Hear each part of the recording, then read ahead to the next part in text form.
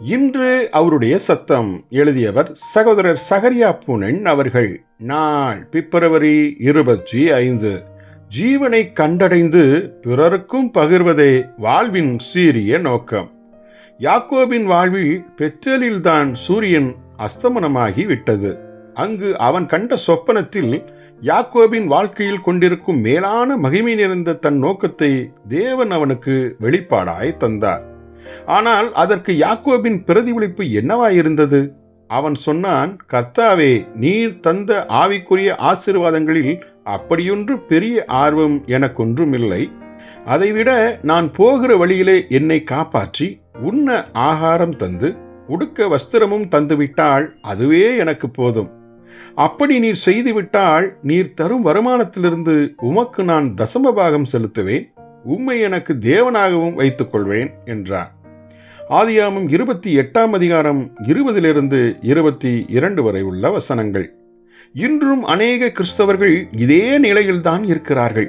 தேவனோ அவர்களை மகத்துவமானவைகளுக்கு அழைத்திருக்க, அவர்களோ மிக தரங்குறைந்த அற்ப காரியங்களில் தங்கி திருப்தியடைந்து விடுகிறார்கள். தங்கள் முழு சக்திகளையும் தன் பணிக்கென செலவழிக்கும்படி அழைத்திருந்தோம். அவர்களோ பணத்தை தேடுவதற்கும் இவ்வுலகத்தின் கனத்தை தேடுவதற்கும் தங்கள் ஜீவியத்தை வீணாக்கி போடுகிறார்கள்.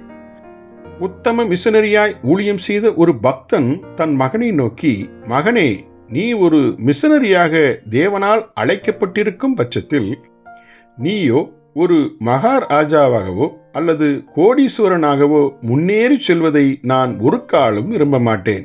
கிறிஸ்துவுக்காக ஆத்துமாக்களை ஆதாயம் செய்யும் கனத்திற்கு முன்பாக உன் ராஜ மேன்மையும் உன் பிரபுஸ்தானமும் யாதொரு மேன்மையும் அல்லவே அல்ல என தலை நிமிர்ந்து முழங்கினார். யாக்கோபிடத்தில் போலவே நம்மிடத்திலும் தேவன் கொண்டிருக்கும் நோக்கம் சரீர பிரகாரமான ஆசீர்வாதங்களை எல்லாம் விட மகா மேன்மை நிறைந்ததே ஆகும்.